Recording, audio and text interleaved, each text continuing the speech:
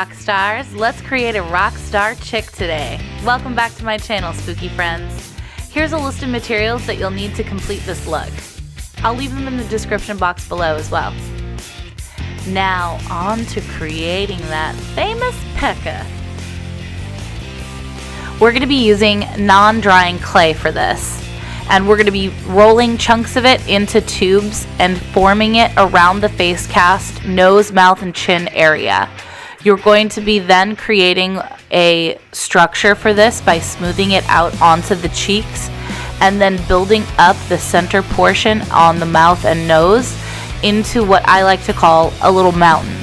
So keep adding clay, smoothing and forming it into a giant triangle on the bottom half of your face.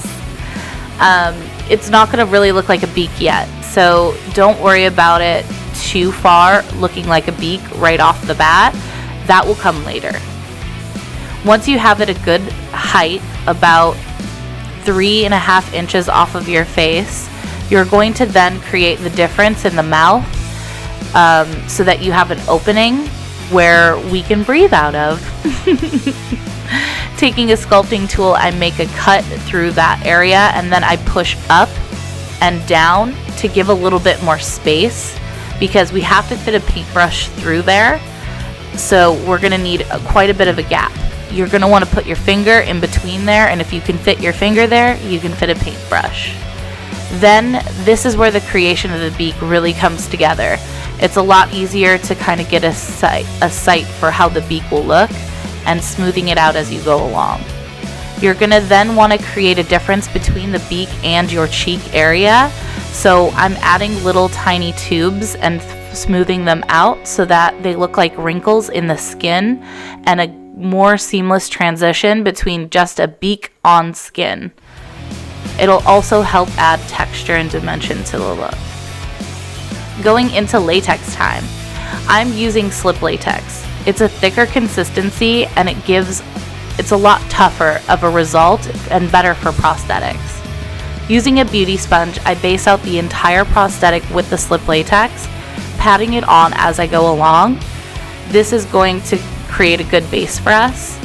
After I layer about 3 or 4 times on with the beauty sponge, I change to a paintbrush because it'll be easier to get into the crevices of the mouth area, and it'll look a lot smoother and be a lot less sticky on those fingers.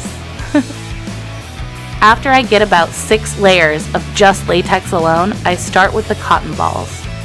I take them out and put them into thin strips on top of the beak area, and this is going to happen about 3 to 4 times.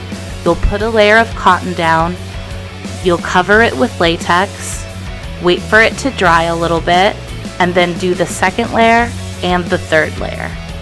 If you skip this step, the prosthetic may become flimsy and it may not look as structured as you want it to be for a beak.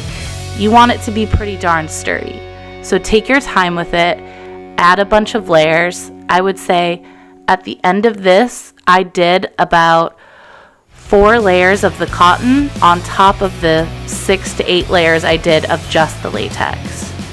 It's very important that after you're done with all of these layers that you wait a full 24 hours before moving on to pre-painting and the removal process. You don't want this breaking on you.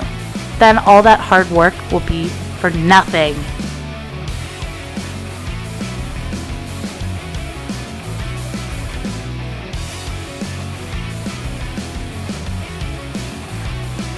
Now it's time to pre-paint.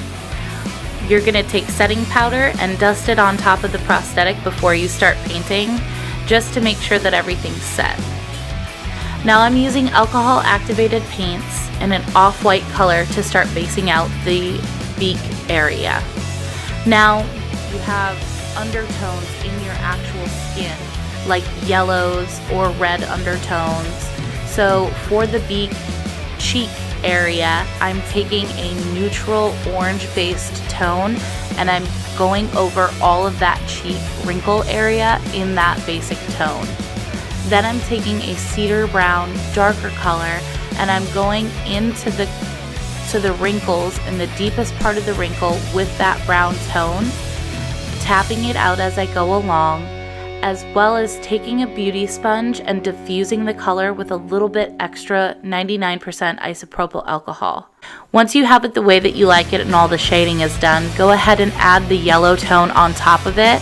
As you can see, it has some translucency, and you can see all of the shading and undertone that we put into it. Now, for every shadow, there is a highlight, so don't forget to add highlight on the tops of those wrinkles to give it more dimension, tapping out the color as you go along.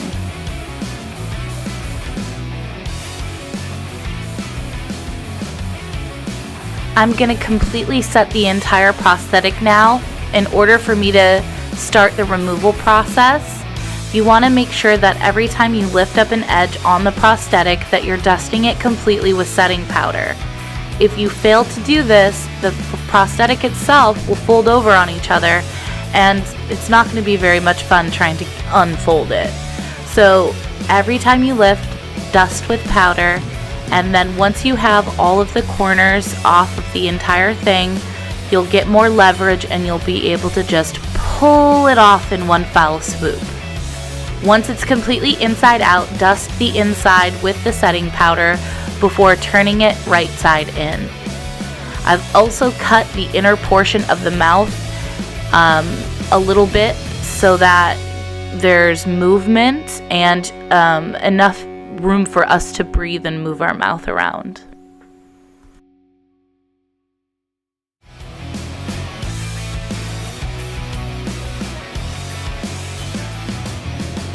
It's time for application!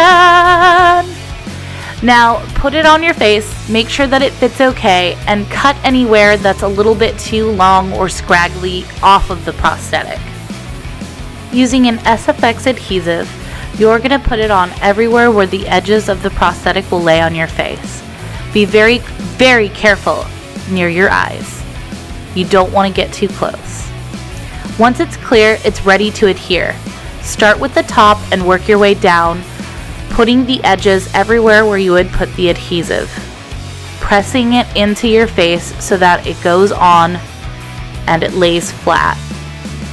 Take your time and go slow. To make a better transition between the prosthetic and your actual skin, you can go around the edges with another extra layer of latex like I'm doing here. I just think that it looks so much better for a transition from the prosthetic to your skin. While this is drying, you can go ahead and start basing yourself out in the color that you're going to be painting your bird. I chose yellow. I'm taking yellow body paint and I'm putting it in my hair, around my hairline, on my neck, on my chest, on my shoulders, anywhere that my t-shirt is not going to cover, I'm putting this. Make sure you don't put the face paint on the latex until it's dry. It'll go clear. Taking an orange tone, I also pat that on around the beak prosthetic, my temples, and around my hairline as well, to give a little bit more of like a contour type of thing with your beak. Then I'm gonna set the entire thing with SFX setting powder or translucent powder. Using yellow, orange, and red body paints and a thin brush, I'm going to now create wispy hair-like features around my eyes and cheek and forehead.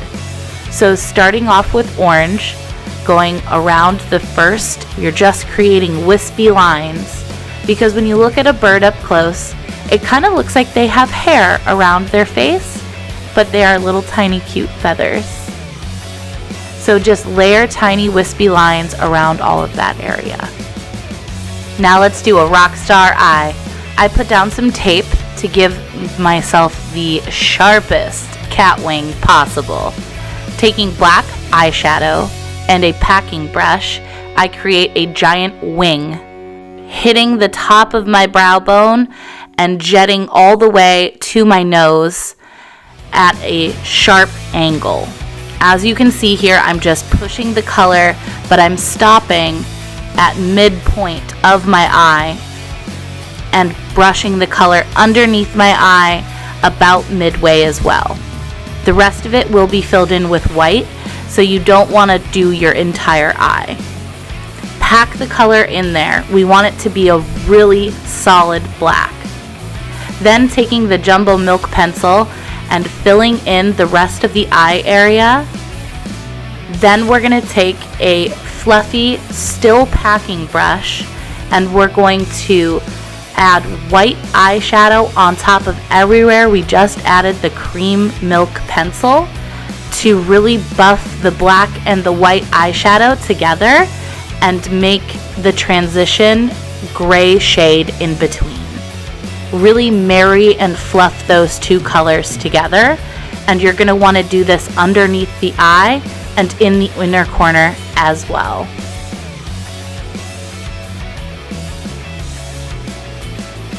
Now you can still see my mouth in between the opening of the beak, so you're going to want to fill that in with black body paint as well. You don't want to have your natural skin tone showing, and black is really going to create the shadow inside of the mouth area.